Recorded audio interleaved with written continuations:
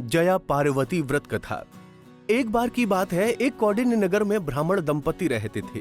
ब्राह्मण का नाम वामन और उसकी पत्नी का नाम सत्या था। उनके घर में भी किसी चीज की कमी नहीं थी, परंतु वो संतान के सुख से वंचित थे। इस बात से दोनों हर समय दुखी रहते थे। एक दिन भ्रमण करते हुए नारद मुनि उनके घर आए। दोनों ने मिलकर नारद मुनि का बहुत अच्छे से सेवा और सत्कार किया, जिसके बाद उन्होंने अपनी समस्या नारद मुनि से कही। समस्या को सुनकर नारद जी ने उन्हें बताया कि तुम्हारे नगर के बाहर जो वन है, उसकी दक्षिण भाग में बिल्व वृक्ष के नीचे भगवान शिव माता पार्वती संग लिंग रूप में विराजित हैं। तुम दोनों जाओ और उनकी श्रद्धा पूर्वक पूजा करो। उनकी सेवा करने से तुम्हारी हर मनोकामना अवश्य पूरी होगी। ब्राह्मण दंपति ने नगर के बाहर उस बिल्व वृक्ष के नीचे शिवलिंग को ढूंढ लिया और दोनों ने पूरे विधि विधान से पूजा अर्चना आरंभ कर दी।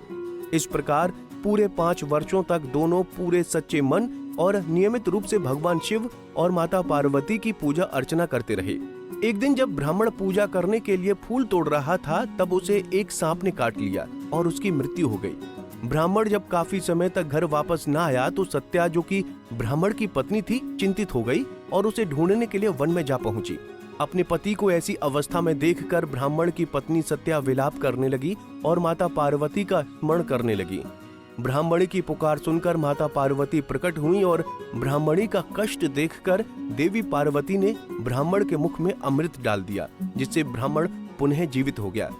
ये देखकर सत्या बेहद प्रसन्न हो उठी और ब्राह्मण दंपति ने माता पार्वती का पूजन किया। माता पार्वती उनकी पूजा से प्रसन्न हुई और उन्हें वर मांगने के लिए कहा। तब दोनों ने माता पार्वती से संतान प्राप्ति का वरदान मांगा। माता पार्वती ने दंपति से कहा कि तुम दोनों जया पार्वती का व्रत श्रद्धा पूर्वक करो, इससे तुम्हारी सभी मनोकामनाएं पूर्ण होंगी। जिसके बाद ब्राह्मण दंपति ने माँ पार्वती के अनुसार व्रत का पालन किया, जिसके फल स्वरूप उन्हें संतान की प्राप्ति हुई और वो सुखी और खुशहाल जीवन व्यतीत करने लगे। एक और अन्य कथा के अनुसार प्राचीन काल में एक ब्राह्मण अपनी पत्नी के साथ रहता था। दोनों बहुत ही दयालु और संवेदनशील थे। उन दोनों के जीवन में किसी भी प्रकार की कोई कमी नहीं थी, लेकिन उनके कोई संतान नहीं थी।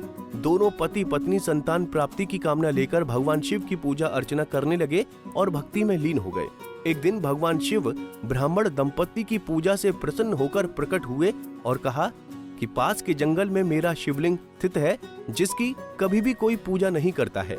तुम दोनों वहां जाकर उसकी पूजा अर्चना करो। भगवान शिव की बात सुनकर दोनों ने वैसा ही किया और जंगल में जाकर पूजा अर्चना करने लगे।